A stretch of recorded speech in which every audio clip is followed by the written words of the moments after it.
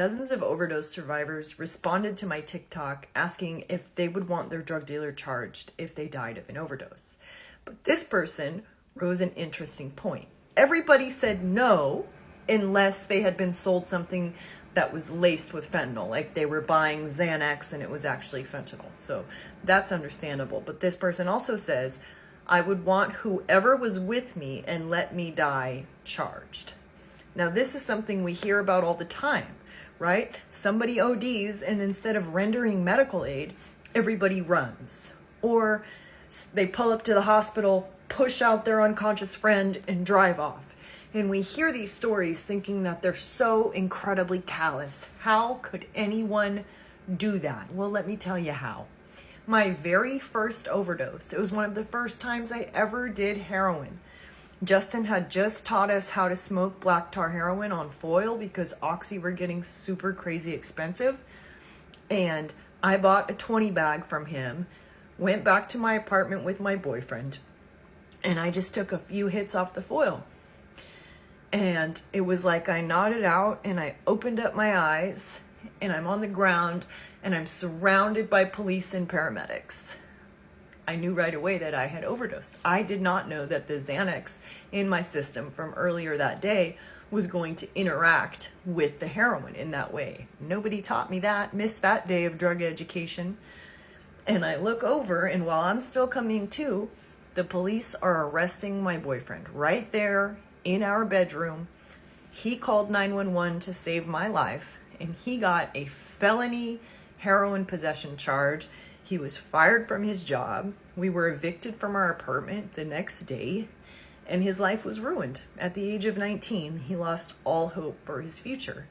So what do you think we did in future medical emergencies? Do you think we picked up the phone to call 911? No, we were horrifically traumatized. We learned right then, you never call 911. Even if you love someone, if you have had such a traumatic experience, had your life be ruined because you tried to save them, you are going to think twice before calling 911. Years later, Oregon passed a Good Samaritan law, which protects you against arrest for drug possession if you call during an overdose. But it's not like we were paying attention to the niche legal statutes as they were being passed. We didn't know that. And even if we know that intellectually, what does it feel like? Trauma imprints in our psyche. So I could never just pick up the phone and call 911. So these circumstances that are perceived by outsiders to be the most callous thing are unfortunately very often rational choices made by people as a result of our murderous public policy. There is no need for police to ever respond to an overdose. Police don't respond if somebody's having a seizure, if somebody's having a heart attack. Overdose is no different. But because of the American drug war, we are treating these medical things as if they were a crime. And we did that for so many generations that now there is lingering trauma that results in people getting left. Because even those Good Samaritan laws that protect against drug possession arrests, they don't protect against murder. Like that guy in Oklahoma, where one of his friends showed up and pestered him relentlessly into calling the plug because his friend had got some money that day.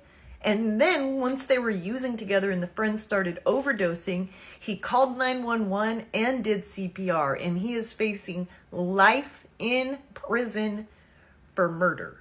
So as long as we are charging people with murder and other crimes and giving them decades in prison for attempting to save people's life, the very predictable result of this is people are going to get left. They're going to get abandoned when they are overdosing. And not because drug users are cruel, but because they are responding to a cruel system.